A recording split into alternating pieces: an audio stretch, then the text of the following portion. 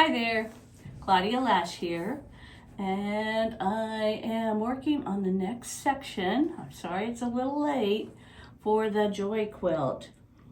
In the last part, we talked about applying letters to our quilts and stitching them down. Today, I'm going to just focus on adding applique patches. For this quilt, I just added a few little appliques around, and I'm going to do basically the same thing on the quilt that I am making right here behind me. I didn't want to make the exact same thing, but I wanted to have something that I could explain, show how to do simple applique, fusible, raw edge applique with using your machine stitches. Today, we're just doing the applique. When I was thinking about this quilt, I want to make just some flowers, birds, I don't know, just things that I like that I think are blessings, and I'm going to put them on. So I thought I would put a bird on, and so here's the first bird I drew up, but I think this bird's a little bit big, so then I thought, well, no, maybe this bird in the Joy quilt's about the right size. So once you find the picture that you want to use as your patch, you need to have the outline of it, and in your pattern, the outline for the patches are in the pattern. They're already reversed. In most patterns, you'll see that the patterns are reversed so that you can lay your fusible on top and just trace it the way it is. You do not have to do that yourself. So this bird is going to be facing this way, but the fusible needs to be laid down on top of this, just like it is. My favored fusible is Steam Seam 2 Light. I like it because it's very easy to work with. You can reposition it, you can move it around as many times as you need before it's done, and you can't move it anymore before you've actually ironed it down. So I take a pencil and I just lay this Steam Seam 2 Light on top. I lay it so that the yellow lines are facing me. That's the side to trace on usually. And I'm going to trace this little bird's body and the bird, and it's not exact. I don't need exact.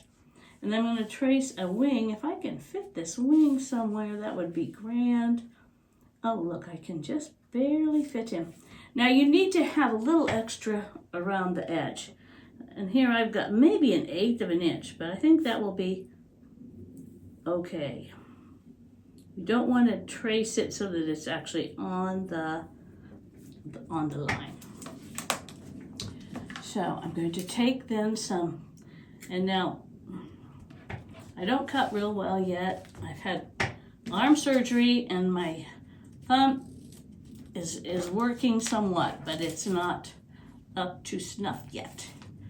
So you cut your fusible out roughly. You want to cut around the edge,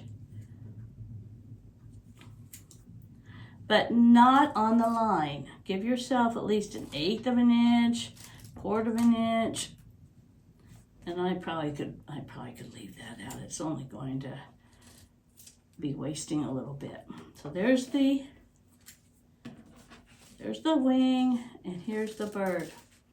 The reason we cut off extra around the edge is because we want to fuse this to fabric, and we want to make sure the edges, that's the most important part, the edges right around this line have to be fused. For my bird, this is going to be my bird's body, and this is going to be the bird's wing. I wanted him a little bit darker, so I'm going to take this to the ironing board, and I am going to fuse it down. Okay, this is my bird fabric, and I am going to, now this, it's hard to tell a front from a back, but it doesn't matter, I guess. If you can't see it, I can't see it. This looks like it might be the front here. I mean, here. So I'm gonna lay the bird, pull off the backing sheet of this Seam a Seam 2, and usually this is a whole lot easier. And if this were a really big thing, I would cut out the center of it, but it's not terribly big. I kind of like these look down here. I'm going to lay him down here. And I'm going to lay him down, just press him with my fingers. And then I'm going to touch this with a hot iron, but not steam. I just want to fuse it down for a sec. All right, and then I'm going to do the same thing with the wing. And now the wing here sort of has, or my fabric has some lines on it. Again, I'm going to put it on the back side of the fabric. I don't know how well this is going to work.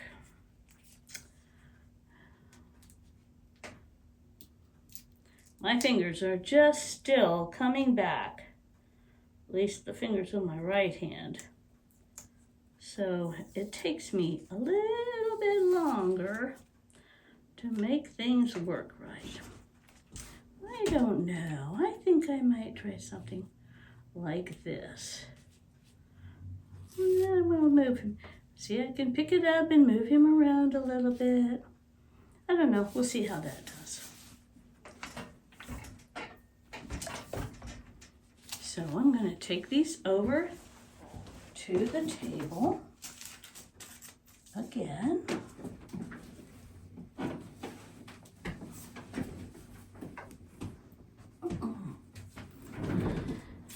Okay, and now the real trick will be, I am going to cut these out, and this time, for right now, I'm going to cut them just out so I can cut them better. What I'm going to do is, I'm going to cut them out, and then I'm going to have my assistant cut them out. Does that make sense? Okay, I will let... Okay, once you have the two parts of the bird cut out, the fusible is on the back, it still has the paper backing. I am going to lay it down where I think I might want him. And since I am not really ready to like press him somewhere onto my finished, or my quilt, I am just sort of putting him together. Okay, I think this looks all right. Whenever I get a flower or something done, I can remove this fusible paper from the back, and then I can press him down. I suppose I could, and sometimes I do, I take off the fusible from this wing and stick him there. I could do that, but I think I'm just going to wait because I'm not sure where he's going to end up. He may end up over here on something else. So for right now, I'm just going to stick him up here and put a pin in him. And if I'm just having him sit around for a while, I sometimes take some parchment paper and stick all of my patches in the parchment paper so I have them ready, and then I can play around with them. When you're deciding what you want to put on whatever you're making, sometimes it takes some time to make different size things. This flower may not stay, this butterfly may not stay. This might become a tree. I just have lots of ideas. One thing I think I am going to do is, this is going to be a flower right here. This is going to be the outside of a flower, and then I'm going to have a small circle inside. So I think I'm going to make my outside of the flower with this? Well, when I do the Steam Seam 2, I'm going to draw this on the Steam Seam 2. I'm going to trace it like this. I want to show you this because if you have a big piece of a big flower or a big object, you don't want to use you don't want to have a whole bunch of fusible underneath. The fusible is mainly needed for the outside edge. So this whole center part you don't need. And oftentimes we might layer 2 or 3 things on top of this. So when I cut this out, I will cut out the outside around the edge, and then I will cut across here and cut out the center so that there's less bulk under the flower when I put it on.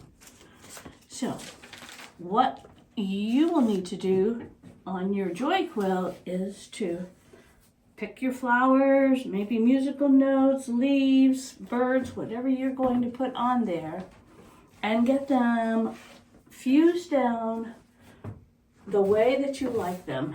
And then we will move on to stitching. Hopefully by then I will have enough things fused down to this quilt that I can show you how I like to stitch them down, or one way to stitch them down, and we'll move on from there. So thanks for watching beginner applique, beginner fusible applique.